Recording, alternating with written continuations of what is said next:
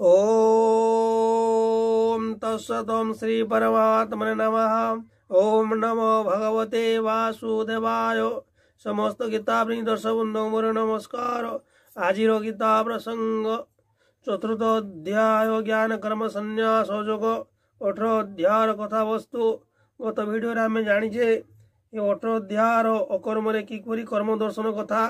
आज जानिबा विकर्मर कथा। कर्मण्य कर्मजः पश्येद कर्मणि च कर्मजः सबुद्धिमान मनुष्येषु सयुक्तः कृत स्न कर्मकृत। जे कर्म अकर्म दर्शन करती एवं अकर्म कर्म दर्शन करती से बुद्धिमान मध्य बुद्धिमान एवं सही योगी समस्त कर्म करि थांती। किपरि चलतु जानिबा। जदि कर्मर अर्थ क्रियमाण कर्म, विकर्मर अर्थ विविध प्रकार संचित कर्म और अकर्मर अर्थ प्रारब्ध कर्म बोली धरि नहीं कर्म अकर्म देखिबा अर्थ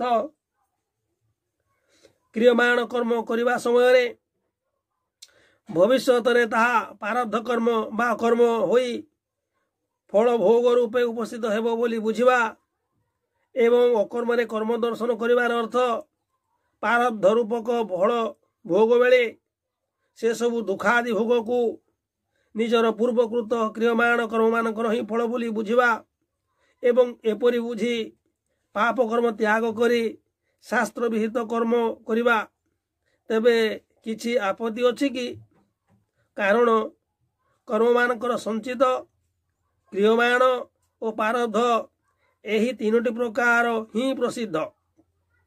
ठीक अछि, एपरि मानिबा मध्य बहुत लाभप्रद एवं यह बड़ बुद्धिमतार कार्य।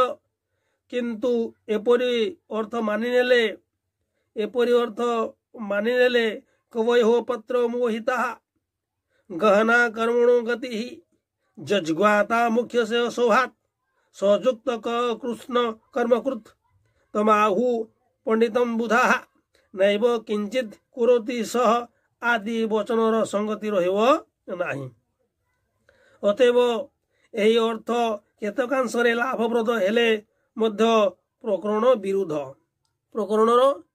विरुद्ध कर्मरे अकर्म एवं अकर्मरे कर्म दर्शन करिपारुथुवा साधक मध्य मुक्त हो जाती ना केवल सिद्ध पुरुष ही एहीपरि दर्शन करिपारंती।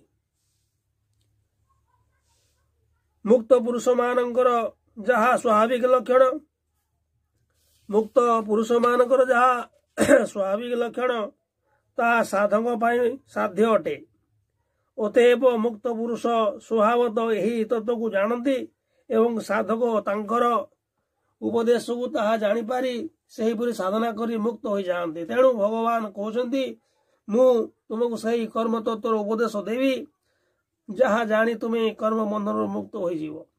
एपरि भाव कर्म अकर्म एवं अकर्म कर्म दर्शन महत्व कही सारी वर्तमान 5टी श्लोक भिन्न भिन्न शैली रे उपरोक्त कर्म अकर्म एवं अकर्म कर्म दर्शन रूपक कर्म करिपारुथुवा सिद्ध और साधक पुरुष मानकर असंगता बा निर्लिप्तता वर्णना करने माध्यम भगवान सही विषयटी स्पष्ट करुछंती आगामी श्लोक रे। आज एतिकी पुणी परवर्ती वीडियो रे समस्त दर्शक नमस्कार। ओम तत्सत्। ओम नमो भगवते वासुदेवाय।